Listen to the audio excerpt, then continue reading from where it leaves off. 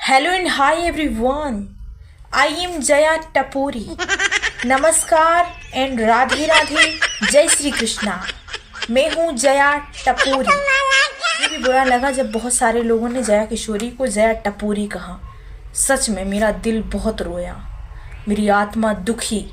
लेकिन जब मुझे पता चला कि इनके हाथ में 2 लाख का बैग है, कसम से मेरे मन में ये ख्याल आया, काश कि मैं भी कोई संत होती, काश मैं भी कोई साधु होती और मेरे हाथ में भी इतना महंगा बैग होता।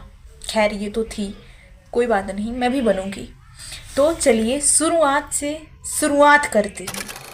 पहले तो आपसे एक बात कहूँगी, आप जहाँ पर भी बैठे हैं, आप अगर अगर आप कुर्सी पर बैठे हैं, आप सोफे पर बैठे हैं, जहाँ भी बैठे हैं उसको पकड़ लीजिए, कुछ चीज़ पकड़ लीजिए। इसलिए क्योंकि जो मैं बताऊंगी उसके बाद आपके पैरों के नीचे से कुछ ज़मीन खिसक सकती है। मस्त जोक मारा रे, ये हंस रहे हलकट हंस। तो फिर मुझे दोस्त मत देना कि यार बताया नहीं था, इसलिए बता दिया है। एक सीक्रेट बात बताऊंगी, गूगल करना। आपको पता है जया किशोरी एक महीने का कितना कमाती है? धीरे से बोलूंगी, 25 लाख। कितना? 25 लाख पर मंथ। यहाँ हम लोग 1000 रुपये के लिए 25,000 के लिए इतनी मेहनत करते हैं। सरकारी नौकरी लग जाए, लोग कितनी मेहनत करते हैं युवा। अगर नौकरी नहीं लगती तो एंड में सुसाइड कर लेते हैं। और इन बाबाओं के मज़े देखो, ये 2-2 लाख रुपए के बैग लिए घूमते हैं, ये करोड़ों की गाड़ियों पे घूमते हैं, लाखों की घड़ी पहनते हैं। इतने बड़े शौकसान कैसे पूरे करते हैं? आता कहाँ से है आखिर ये पैसा? शुरुआत में जया किशोरी ने जब इस धंधे में एंट्री करी, मैं इसे धंधा क्यों कह रही हूँ, क्योंकि इन्होंने इसे धंधा ही बना दिया है। ये धर्म तो रहा नहीं अब, और धर्म का नामो निशान नहीं है इसमें। 5 साल की उम्र से इन्होंने जान लिया था इस बात को कि इस फील्ड में बहुत स्कोप है।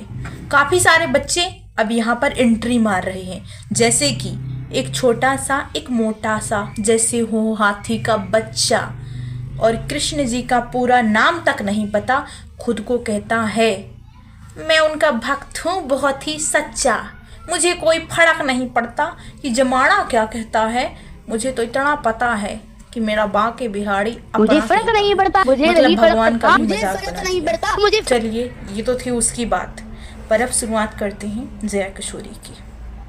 मैं पर्सनली इनके बारे में कुछ गलत नहीं कहूँगी, लेकिन मुझे बहुत बुरा लगा जब ये देखा कि हमारे देश की जनसंख्या कितनी ज़्यादा बेरोज़गारी की ओर बढ़ रही है। हमारे देश के युवा कितने परेशान हैं और कुछ लोग यहाँ पर अच्छा खासा स्कोप कमाते हैं और खुद को साधु संत बताते हैं। अब तो जया किशोरी कहती है मैं कोई संत साधु साध्वी नहीं हूँ, नॉर्मल लड़की हूँ, मैं भी शादी करूँगी, मेरा भी परिवार होगा, मेरी भी मतलब नॉर्मल है। ठीक है, पहले क्यों नहीं बताया था आपने कि मैं एक साध्वी नहीं हूँ, मैं एक संत नहीं हूँ? और दूसरों को कहती हैं कि दान करो दान करो, और खुद क्या करती हैं उस दान का? भाई साहब, गलती इन लोगों की नहीं है और ना हम इन्हें ब्लेम कर सकते हैं। इसमें गलती आपकी और हमारी है। पता है क्यों? क्योंकि हमें समझ नहीं है सही और गलत की। यही रीज़न है कि ये लोग चरम सीमा पर अच्छा खासा मुनाफा कमाते हैं और हम लोग अंधभक्त बन जाते हैं। मैं आप सभी से यही रिक्वेस्ट करूँगी कि अवेयर रहिए। बहुत बड़े बड़े स्कैम चलते हैं, जैसे कि बाबा राम रहीम। कितने सारे बाबा नहीं आए इस फील्ड में, जिन्होंने कितना कमाया, कितने लोगों को बेवकूफ़ बनाया। अगर मैं एक लिस्ट निकालूं तो आपकी रूह कांप जाएगी कि इतने सारे बाबा लॉन्च किसने किए? हमने और आपने और हम सब के अंधविश्वास ने। ये बाबाओं के पीछे क्यों पड़े हो यार तुम लोग? मुझे ये समझ में नहीं आता। मैं कृष्ण जी की भक्त हूँ, पर मैं भगवान में विश्वास करती हूँ।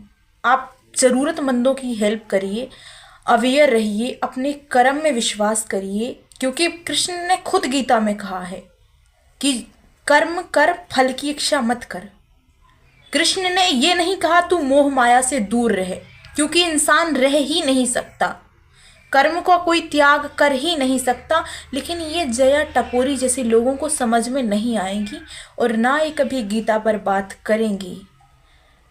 आपको कुछ भी जानना है तो कमेंट कर सकते हैं। खैर आज के लिए इतना ही, मिलते हैं ऐसे ही रोचक वीडियो के साथ। तब तक के लिए जय हिंद, वंदे मातरम, जय श्री कृष्णा, खुश रहिए, राधे राधे।